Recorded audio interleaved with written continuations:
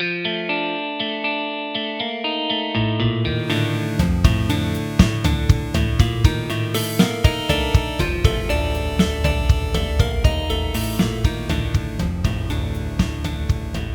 on this episode, which will be the fourth in a series of 6 on Trading Ratings of 90s definitive comedies, we have Ace Ventura from 1994, starring Jim Carrey, Courtney Cox, and former NFL quarterback and 9-time Pro Bowler Dan Marino. I had forgotten it's obvious to say, but how Jim Carrey this movie is. It's so Jim Carrey. Oh my God. My first bullet under 90s relevance was Jim Carrey was the 90s, specifically 1994. And Ace Ventura was Jim Carrey. And it spawned a culture of imitators and and a super career of Jim Carrey doing Jim Carrey. 1994, he was in this, and then he was, I think, next he was in The Mask, and he was in Dumb and Dumber, all in 1994. I mean, that's insane. They were all smash hits. Amazing. We could do an entire episode on 1994 between those three movies. Now, granted, I think a bunch of them you've probably talked about already, but Forrest Gump was 94, Shawshank Redemption was 94, Pulp Fiction was 94. 1994 is, in my opinion, the ultimate pop culture year of my lifetime. Musically, movie-wise, 94 was just huge. Oh, yeah. I mean, it is fucking wild to think about. I can't remember what other one, because I want to say there was another movie that I'm not thinking of from 94.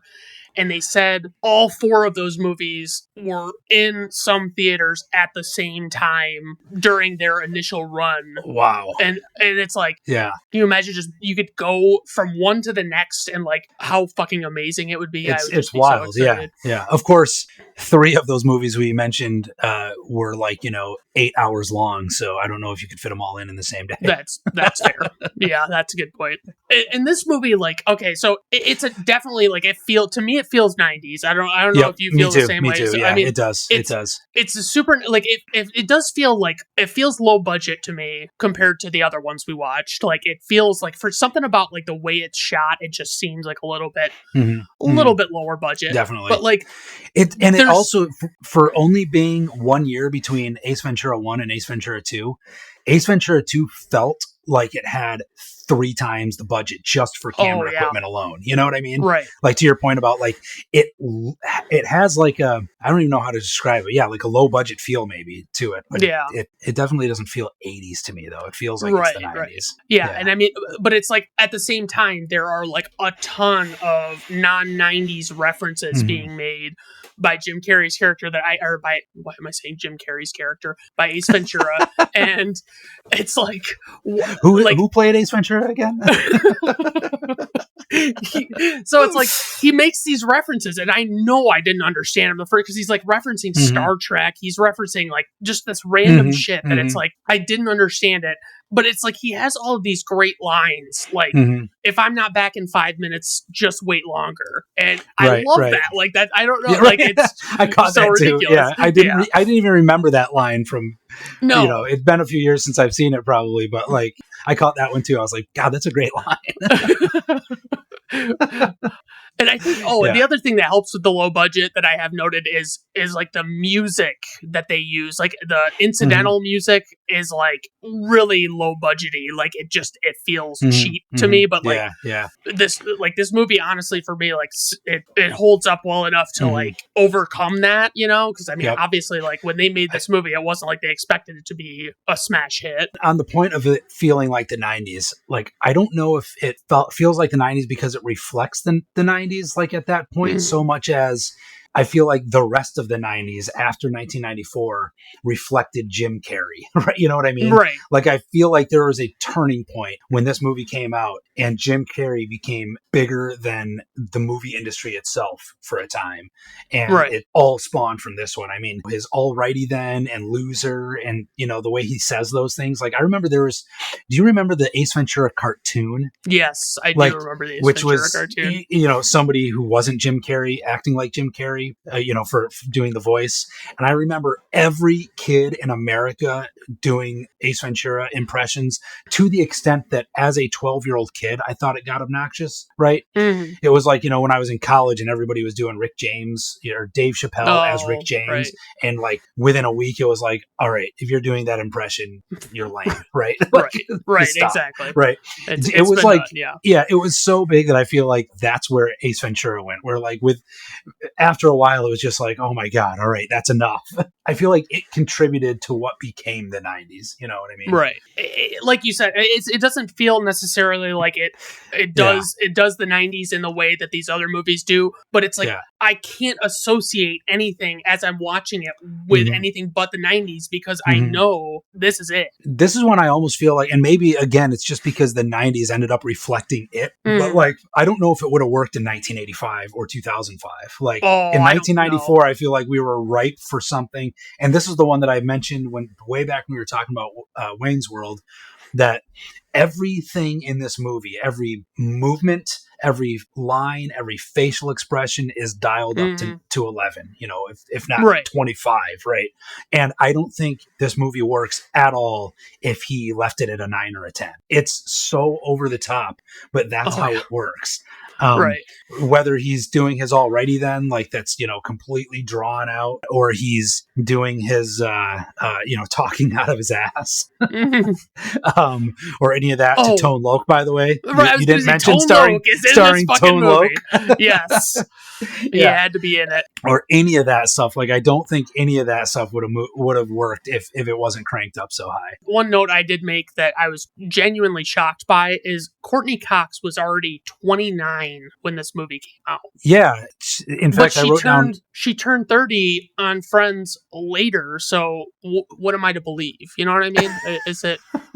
How old is she really? It's weird. Like, I wrote down the names of the people, or the ages of the main stars in that, because I just find it interesting. Because again, it's one of those movies, you watch it when you're 12. In your head, they're like grown-ups, Oh, yeah. And looking back, Jim Carrey was 32.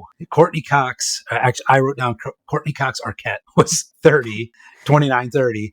Sean Young, who plays the police chief, was only 35.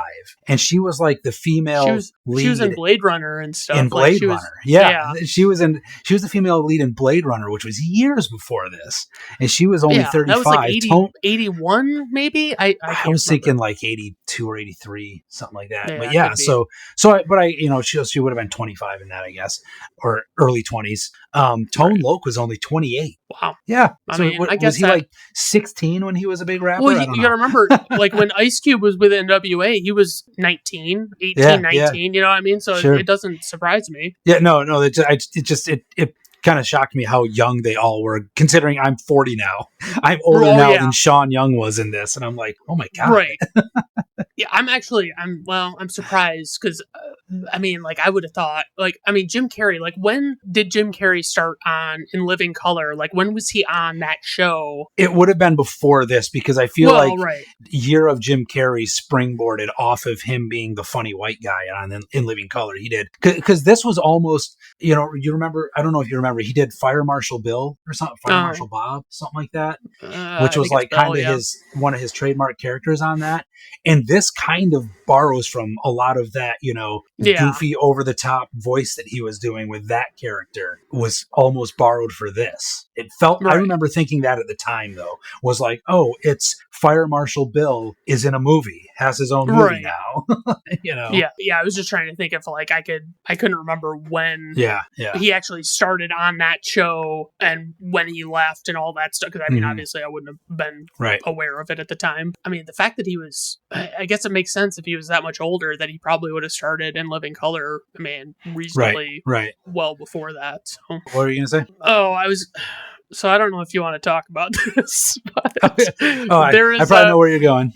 There's this moment at the end of this movie, or toward the end of the movie, where it's revealed that Sean Young's character was, however delicately you want to put it, born a man, and we see a bulge in her underwear, and everyone is like there's a whole sequence where Ace Ventura is is puking, and he's just so grossed out. Yep. And then like all these people find out, and it's like that is the essential type, like would not fly today. Like it would not. I don't think they would do it. So let's unpack that a little, because I feel like that's when you're talking about, you know, eras and it was a different time and does this movie fit in that time? Like I feel like you can't not talk about this sequence, because his entire, you know, he's taking a shower and burning his clothes and all that, all because he kissed a trans woman who was born as a man. That in itself, like, and, you know, I'm not super PC myself, so, like, that part didn't, and of course, you know, I'm not a trans person, so, like, I can't relate to that in that way, but I still kind of find those scenes funny, but at the same time, I can't not see it in light of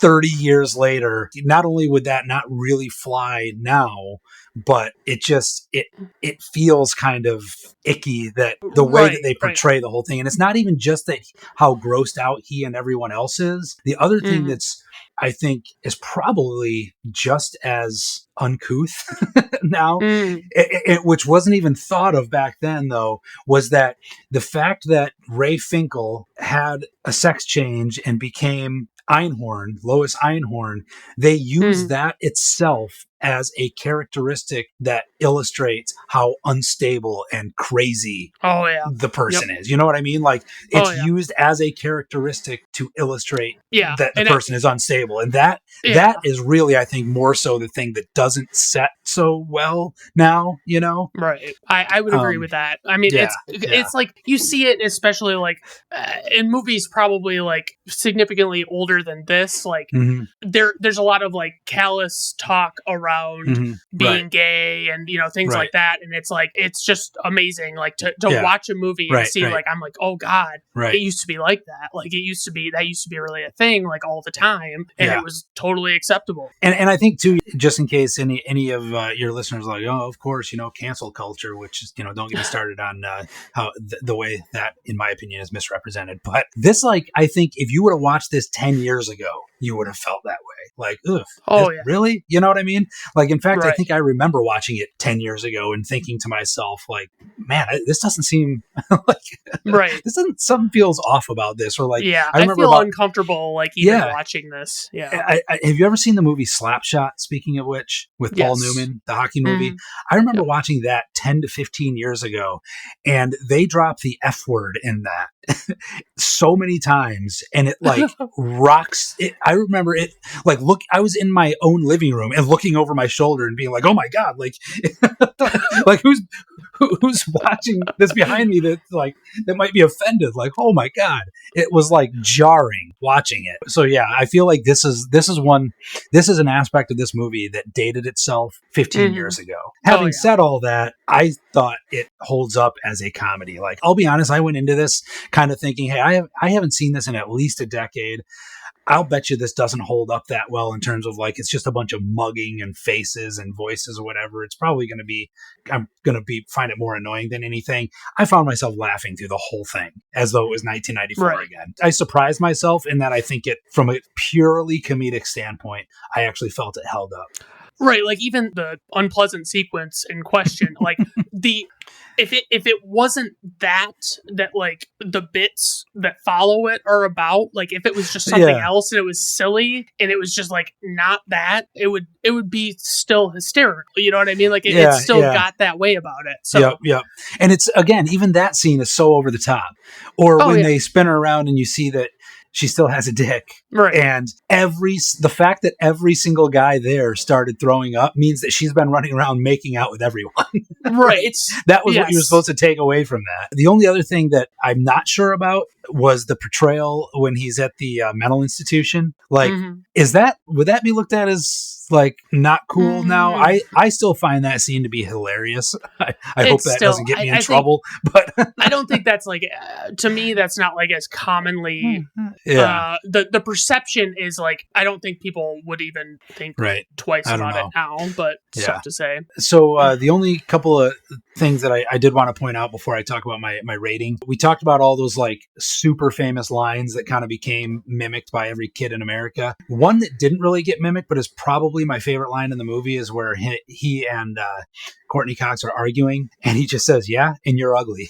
Like, for some reason, I've always thought that was just hilarious. That's his comeback, is just, "You're ugly." Especially because I also noted that I don't know if she ever looked better than she looks in that movie. I mean, granted, she's 30 years old and probably in, peak shape, but she looks fantastic in that movie. Oh, yeah, she does. And his comeback is that you're ugly. I never noticed until this viewing how Canadian he sounds when he says sorry. And he says it like 3 times, and it's so Canadian sounding. I also noticed, and this is just because it was weirdly relevant, his landlord was Mark Margolis, the old man from Breaking Bad. He's been in a million things.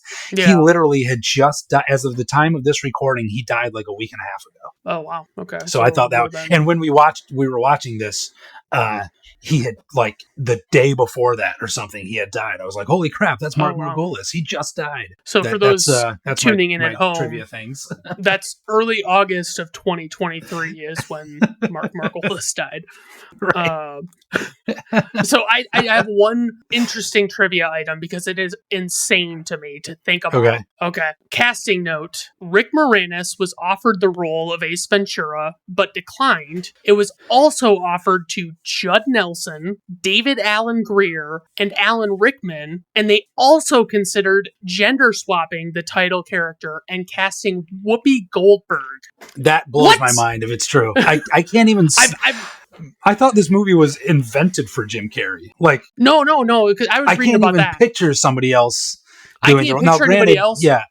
Granted, they wouldn't have been doing Ace Ventura like him, because I did read that he actually developed that voice while they were doing table reads and stuff for it. It wasn't right out of the gates a character that he had. Like, it seemed to me my whole life, maybe just because he's so that character, that like this was a character that he could have invented for In Living Color, and they were like, let's give that character a movie. Well, like I said, it felt like they were giving Fire Marshal Bill a movie to an extent. Right.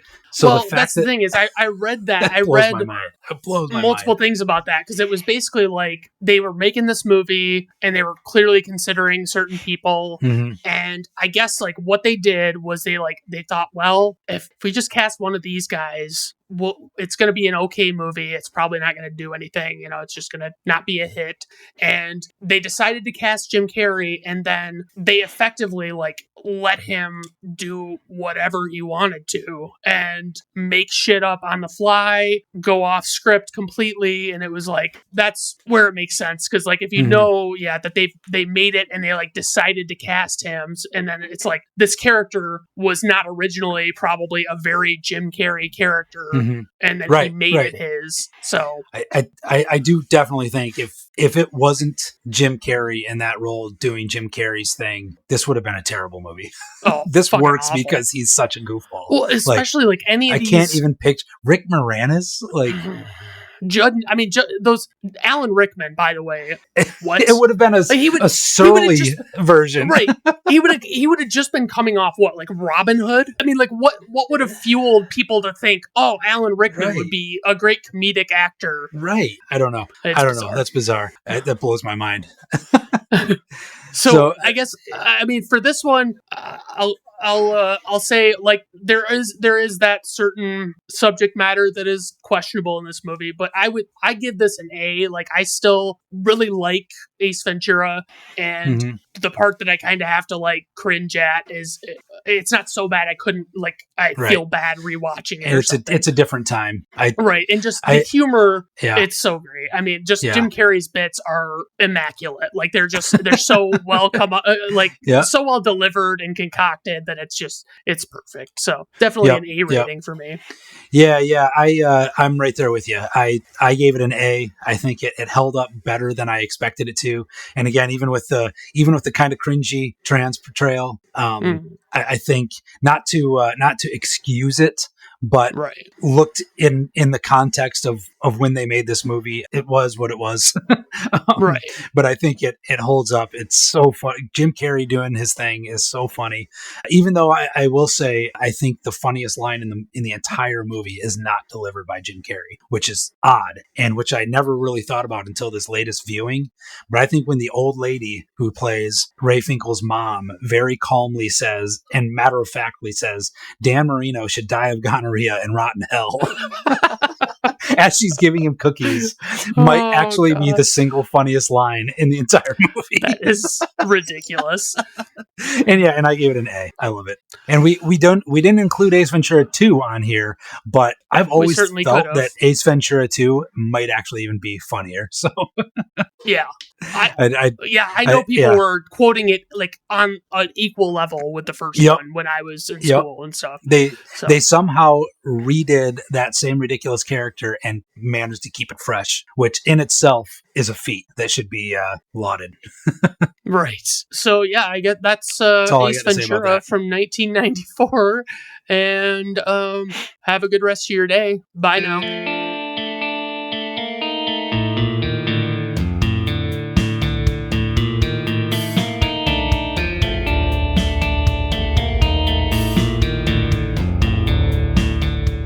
Brandon at Random Reviews artwork, theme music, and podcast are written, performed, recorded, engineered, directed, and produced by Brandon Griffiths in association with Brandon at Random Reviews Entertainment.